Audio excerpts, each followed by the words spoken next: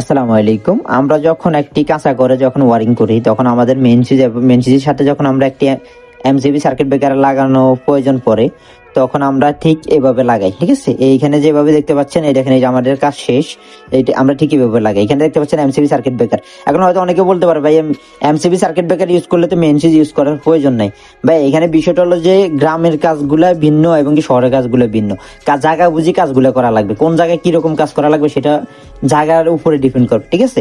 এখানে আমরা MCB circuit breaker যদি ইউজ করতাম তাহলে আপনার সাধারণ মানুষ কিন্তু এমসিবি সার্কিট ব্রেকার থেকে লাইন নিয়ে মানে কোনো কাজ করতে পারে না। যেমন কি দেখা যায় গ্রামে আপনার মোটর দিয়ে পানি দেওয়া লাগে, কোনো জায়গাতে বা এক্সট্রা একটা লাইন নেয়, ওনারা মেন সুইচ থেকে নিজেরা চাইলে নিতে পারে, কিন্তু সার্কিট ব্রেকার থেকে পারে না।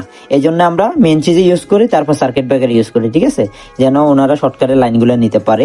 আর এখানে এমসিবি সার্কিট ব্রেকারের বক্সটা দেখতে পাচ্ছেন, এটা ডবল ইউজ করলে আমি পারতাম, মানে ডবল ব্রেকার ইউজ করলেও পারতাম, কিন্তু আমরা এটা 3 সার্কিটের বক্স ইউজ করছি, যেন আমরা এদের ভিতরে তারগুলো সুন্দর করে রাখতে পারি।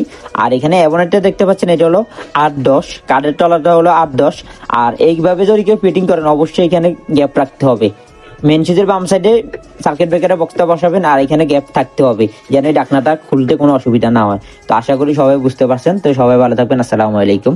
আর কাজটা কেমন হয়েছে কমেন্টে বলে যাবেন।